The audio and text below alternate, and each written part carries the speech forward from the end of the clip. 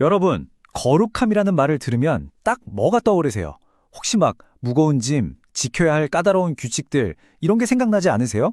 오늘 그 부담감을 잠시 내려놓고 거룩함이 사실은 얼마나 놀라운 은혜의 여정인지 함께 발견해 보려고 합니다. 성경을 보면 진짜 강력하고 직접적인 명령이 하나 나오죠. 바로 내가 거룩하니 너희도 거룩하라.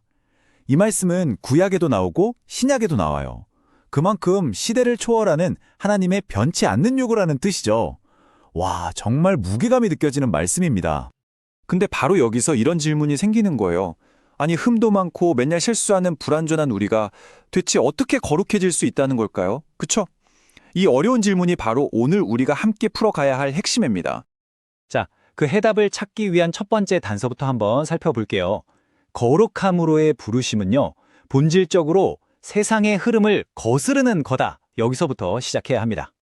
사도 바울이 데살로니가 교인들한테 아주 구체적인 지침들을 줬어요. 음란을 버려라, 서로를 존귀하게 대하라, 이런 것들이요. 근데 이게 왜 중요하냐면 당시 로마 사회가 성적으로 얼마나 개방적이었는지를 생각해보면 이 목록에 있는 말 하나하나가 진짜 파격적이고 어떻게 보면 혁명적인 요구였던 거죠. 한번 보세요. 세상의 방식이랑 하나님의 부르심이 이렇게나 다릅니다. 정욕을 따르는 게 당연한 문화 속에서 존귀함을 말하고 남을 이용하는 게 아무렇지 않은 세상 속에서 형제사랑을 이야기하죠. 그러니까 이건 뭘 보여주냐면요. 거룩함이 그냥 뭐 착하게 살자 이 정도 수준을 넘어서 세상의 가치관에 정면으로 맞서는 완전히 구별된 삶의 방식이라는 걸 아주 분명하게 보여주는 거예요. 바로 그거예요. 여기서 우리는 진짜 중요한 사실을 발견하게 됩니다. 거룩함이라는 게 우리가 막 노력해서 도달해야 할 어떤 도덕적인 목표가 아니라는 거예요. 그게 아니라 하나님으로부터 오는 부르심에 네 라고 응답하는 삶, 그 자체가 바로 거룩함이라는 거죠. 자, 그럼 이 시대를 거스르는 부르심, 우리가 그냥 그거 좋은 말이네 하고 무시해도 되는 걸까요? 에이, 절대 아니죠. 이제 이 부르심이 왜 우리에게 선택사항이 아니라 필수인지 한번 알아보겠습니다. 바울이 하나님의 부르심의 목적을 딱 한 문장으로 정리해줘요. 하나님이 우리를 부르심은 부정하게 하심이 아니요 거룩하게 하심이니. 와, 정말 명쾌하죠? 그러니까 우리를 부르신 단 하나의 이유는 바로 우리의 거룩함 때문이라는 겁니다. 그리고 8절은 한 걸음 더 나아가서 이 문제가 얼마나 심각한지를 보여줘요. 이 거룩함으로의 부르심을 거부하는 건요, 그냥 어떤 규칙을 어기는 수준이 아니에요. 그건 우리에게 성령을 주신 하나님, 그분 자체를 저버리는 행위라는 겁니다. 와, 이건 우리 행동의 문제를 넘어서서 하나님과의 관계에 대한 이야기인 거죠. 맞습니다. 하나님이 우리를 부르신 목적이 여러 가지가 아니에요. 뭐 성공하게 하시려고, 유명하게 만드시려고, 아니면 부자로 만들어주시려고. 성경은 그렇게 말하지 않아요. 성경이 말하는 목적은 딱 하나, 바로 거룩함입니다. 이 한 가지가 우리를 부르신 모든 것의 핵심, 바로 그겁니다. 자, 드디어 이 이야기의 전환점입니다. 우리가 처음에 던졌던 그 질문 기억나시죠? 대체 어떻게 우리가 거룩해질 수 있는가? 이제 그 해답을 본격적으로 찾아볼 시간입니다. 인류는 아주 오랫동안 깨끗해지려고, 정결해지려고 노력해왔어요. 처음에는 율법을 지키고 제사를 드리면서 애썼죠.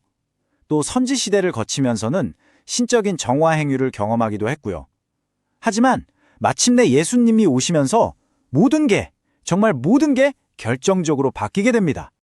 여기서 정말 핵심적인 차이가 드러나는 거예요. 예전 방식은 뭐였죠? 인간의 노력으로 거룩함을 성취하려고 했던 거잖아요. 근데 새로운 방식은요, 예수님과의 관계 안에서 은혜로 받는 겁니다. 성취가 아니라 선물인 거죠. 이건 진짜 완전한 패러다임의 전환이에요. 그렇다면 진짜 거룩함이란 뭘까요? 바로 이겁니다. 거룩함은요, 우리가 주임을 따르기 위해서 먼저 갖춰야 할 어떤 자격 조건 같은 게 아니에요. 오히려 그 반대죠. 그분을 따르는 삶 속에서 자연스럽게 맺히는 아름다운 열매인 거예요. 여러분, 열매가 하루아침에 열리나요? 아니잖아요. 그분을 믿고 따라가는 하루하루가 쌓이고 쌓여서 마침내 맺어지는 거죠.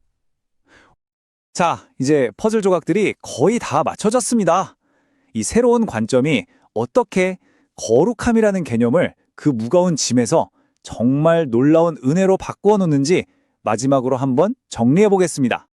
거룩함을 이루는 데 있어서요, 사실 우리 노력이 차지하는 부분은 생각보다 아주 작아요. 이 차트를 보시면 바로 이해가 되실 거예요. 거룩함의 진짜 원천은 우리의 막 발버둥치는 노력이 아니라 우리를 향한 하나님의 그 압도적인 은혜, 그리고 우리 안에서 일하시는 성령님의 능력이라는 거죠. 자, 우리가 걸어온 여정을 마지막으로 한 번 더 정리해 볼까요? 거룩함은 뭐다? 우리가 혼자 끙끙대며 짊어져야 할 무거운 짐이나 지킬 수도 없는 규칙 목록 같은 게 절대 아니라는 겁니다. 거룩함은 예수님을 따라갈 때 주어지는 놀라운 선물이고 은혜로운 삶 그 자체인 거죠. 그리고 마침내 우리는 가장 중요하고도 강력한 진리에 도달합니다. 우리가 거룩함을 만들어내는 게 아니에요. 그게 아니라 예수님, 그분 자체가 우리의 거룩함이 되신다는 사실입니다. 이보다 더 단순하고 또 이보다 더 강력한 진리는 없습니다. 그렇다면 우리가 할 일은 뭘까요? 놀랍게도, 정말 놀랍게도 아주 단순합니다.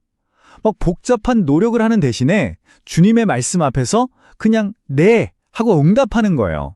우리의 초점은 바로 이 단순한 응답으로 옮겨져야 합니다. 자, 이제 이 이야기를 마치면서 여러분 각자에게 질문을 하나 드리고 싶어요. 오늘 여러분의 삶에서 이 은혜의 삶에 네라고 대답하는 건 과연 어떤 모습일까요? 이게 바로 오늘 우리가 함께 나눈 이야기의 마지막, 그리고 여러분의 새로운 시작점이 되기를 바랍니다.